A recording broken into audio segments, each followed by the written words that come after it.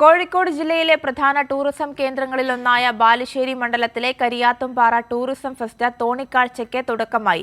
പരിപാടിയുടെ ഉദ്ഘാടനം പൊതുമരാമത്ത് ടൂറിസം വകുപ്പ് മന്ത്രി PA മുഹമ്മദ് റിയാസ് ഓൺലൈനായി നിർവഹിച്ചു. ആഭ്യന്തര സഞ്ചാരികളുടെ എണ്ണത്തിൽ സംസ്ഥാനം സർവകാല റെക്കോർഡിലെത്തിയെന്ന് മന്ത്രി ഉദ്ഘാടനം നിർവഹിച്ച ശേഷം പറഞ്ഞു. കോഴിക്കോട് തോണിക്കടവിന് ചുറ്റുമുള്ള മരങ്ങളും തോണിക്കടവ് കരിയാത്തുംപാറ നടപ്പാതയുടെ ഇരുവശങ്ങളും ദീപാലകൃതമാണ്. നാടും നാട്ടുകാരും ഇപ്പോൾ ടൂറിസം ഫെസ്റ്റ് മൂഡിലാണ്. എങ്ങും ആഘോഷം, എങ്ങും സന്തോഷം. കോഴിക്കോട് ബാലുശ്ശേരി മണ്ഡലത്തിലെ കരിയാത്തുംപാറയിൽ ടൂറിസം ഫെസ്റ്റ് തോണിക്കാഴ്ചയിലെ ദൃശ്യങ്ങളാണിത്. ടൂറിസം കേന്ദ്രങ്ങൾ കാണാൻ ധാരാളം സഞ്ചാരികൾ എത്തിച്ചേരുന്നു.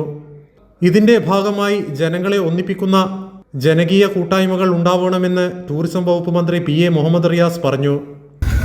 കൂരാച്ചുണ്ട് പഞ്ചായത്തിലെ അതിമനോഹരമായ തോണിക്കടവ് കരിയാത്തുംപാറ ഡെസ്റ്റിനേഷൻ ഇതിനോടകം തന്നെ സഞ്ചാരികളുടെ ശ്രദ്ധയേറെ ആകർഷിച്ച കേന്ദ്രമാണ്.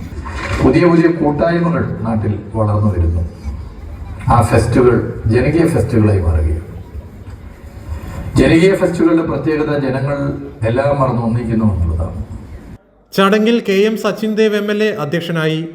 ബാലുശ്ശേരി ബ്ലോക്ക് പഞ്ചായത്ത് പ്രസിഡന്റ് ഇസ്മായിൽ കുറുമ്പോയിൽ, കോട്ടൂർ ഗ്രാമപഞ്ചായത്ത് പ്രസിഡന്റ് സുജാത ടീച്ചർ, ജില്ലാ പഞ്ചായത്ത് അംഗം KK ശോഭ ടീച്ചർ, മറ്റു ജനപ്രതിനിധികൾ, രാഷ്ട്രീയ പാർട്ടി പ്രതിനിധികൾ എന്നിവർ പങ്കെടുത്തു.